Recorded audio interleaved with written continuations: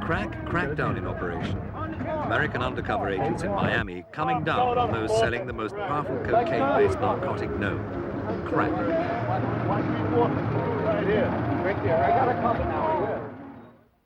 This 7-year-old is addicted to solvent sniffing. He can't afford cocaine, nor can his sister, who gets high on petrol or glue.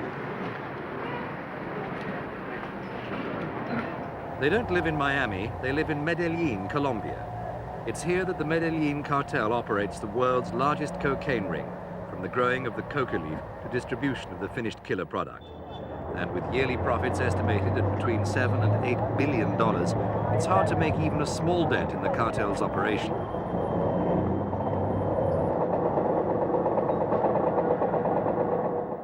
But recently, Colombian security forces spotted and raided a cocaine factory in the Colombian highlands.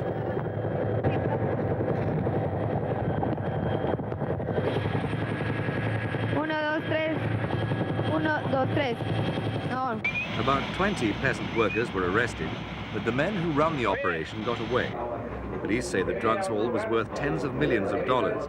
However, with willing, cheap labor, police believe that the factory will be back in business within weeks, if not days.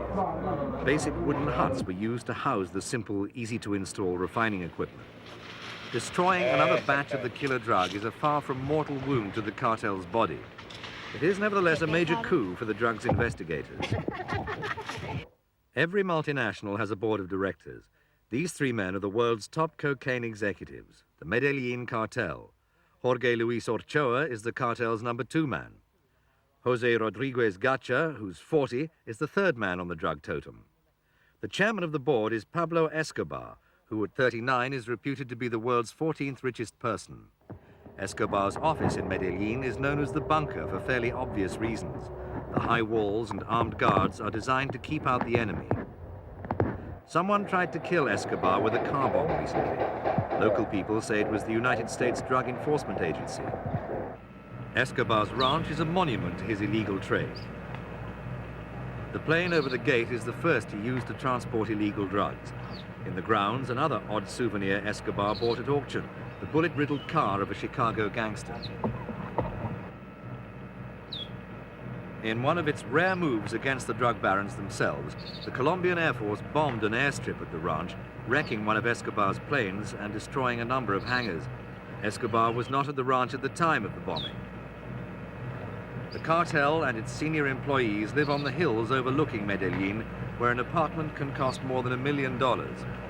Gacha's luxury home is well known, but he and the rest of the cartel stay free because the government says it can't find them. Ochoa and his relatives run this restaurant in the hills, where he indulges his favorite hobby, breeding horses.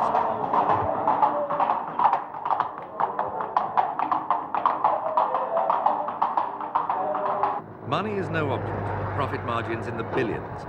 The leaders of the cartel can live as they want, but at the same time sustaining their faithful following among the poor.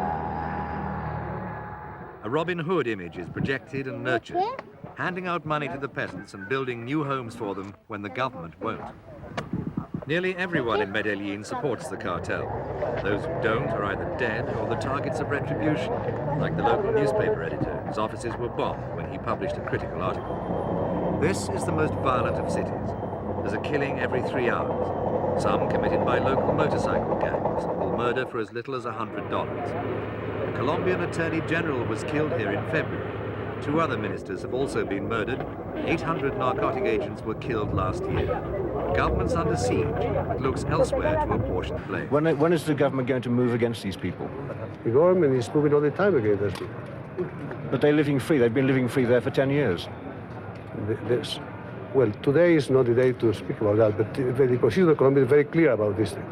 If Colombia is the country in the world that has paid the highest price for the fight against narco-traffics. The truth is that not one major trafficker has ever been convicted. The army is brought out, but only to control elections, not to be used against the traffickers. Not surprising, considering the cartel's motto, you can be rich or you can be dead. Drugs aircraft abound.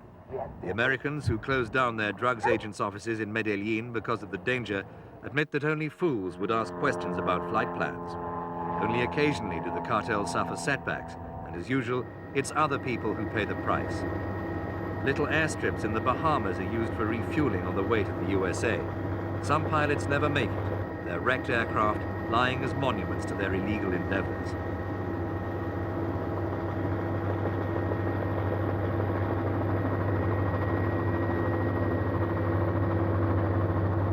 In the drugs business, all roads lead to Miami, Florida, America's biggest banking center outside New York.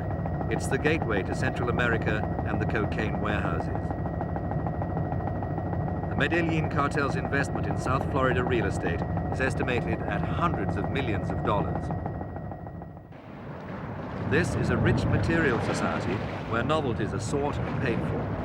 A weekday status symbol may be an imported sports car. At weekends, it's a private seaplane, or for the less well-off, a fast speedboat or a yacht. Recent scientific tests on banknotes circulating here found that 9 out of 10 were contaminated by cocaine powder. The buyer can spend up to $3,000 a week on cocaine. The Americans say this is a war. This is Battle Command headquarters for the Blue Lightning Task Force, the coordinating drugs law enforcement body in Florida. Floor-to-ceiling radar screens watch the entire coastline, detecting the movement of all ships, boats, and aircraft. A vessel's performance over a period of time can be tracked using the sophisticated computer memory of the radar scanners. Each ship is coded and logged, and at the touch of a button, the operators can call up its previous track and projected routes. From here, they can call for the interception of a suspect. A country at war needs coastal defenses to detect the incoming enemy. The Key West radar station supplies Blue Lightning with intelligence from this radar balloon. Flying at 15,000 feet, it can see far into the Gulf of Mexico. And across the Gulf, advanced warning aircraft patrol constantly. The crew are US Customs officers, and the planes equipped with military radar and facilities to liaise with Blue Lightning. The aircraft can stay aloft for 8 hours or more, monitoring the movements of other planes, ships, taking their names and numbers, and checking to see if they're where they're supposed to be. Suspects can be targeted by launching Black Hawk helicopters, complete with an armed raiding party. This one's used to cover the Bahamas, green and white trophies denoting successful drugs busts. America spends over $1 billion a year in fighting the drugs war. Some of it goes into keeping these mini AWACS flying around the Atlantic between the Bahamas and Cuba. Shortly after takeoff, this one, Flight 599, finds a target. It's equipped with the F-16 radar and special infrared technology, giving a television picture which it passes onto a second interceptor plane. 59 slingshot here, target now 110, 44 miles. Just go to standby, we got him. Got him. Okay, where's the left about 20 degrees. See him? Oh, he's down about 2,000 feet below us. This second plane takes up the chase and makes the arrest. The traffickers are ignorant of what's going on half a mile behind them.